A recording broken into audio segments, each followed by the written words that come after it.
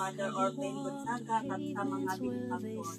Ako po si Mary Jane Diawan, isa ka parents diri sa Notre Dame of Ululang Apos Incorporated. Ang akon mahambal sa kini nga programa, dako ini siya nga bulig sa amon diri sa eskwelahan, labi na ang amon mga kabataan sa ilang pang-adlaw-adlaw nga pagkaon diri sa eskwelahan. Kami nga po mga parents, gusto gid namon ini kay nagabulig gid ini sa amon mga kabataan, labi na sa tubo nga panahon, sa kapigadon namon sa bugas kay perti na kamahal ang bugas subong. Ini siya nga program dako ini nga bulig sa amon mga parents kay sang pang-adlaw-adlaw namon nga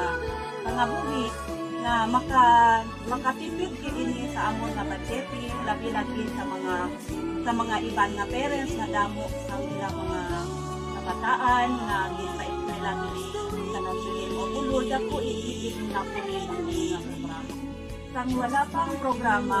ang mga ginikanan diri sa Sitio Lambusong nagabudlay gid o nabudlayan gid sa amon mga kabataan sa ilang pang-adlaw-adlaw nga pagkaon. Pero subong na may feeding program na ikahatag sa mga sponsor o mga benefactor, labi na kay Father Orben, dako ini siya nga bulig sa amon. Kay subong ang mga kabataan na nakita ko man na damo na gid ang mga kabataan na suportado sa kini nga program, kag ang mga kabataan nga layo nga naglakad sila sa halin sa ilang balay nga naglakad sila duha ka oras, wala na sila kapulit po kahit diri na sila magkaon.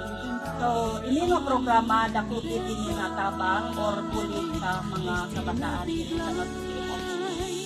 Kani sa sunod nga tuig mapadayon ini nga programa ginahangyo gid namon sa mga benefactor or kay Father Orben na kami diri sa sunod nga tuig mapadayon ini nga programa kay ilang isa ka parents, nagpasalamat din ako sa labi na din sa ako mahal na mga ako sa inyong mga pulit isa ka tanang na silahan ang inyong napili ang inyong pulit na ginagawa ang mga pulit ang mulang na karmadami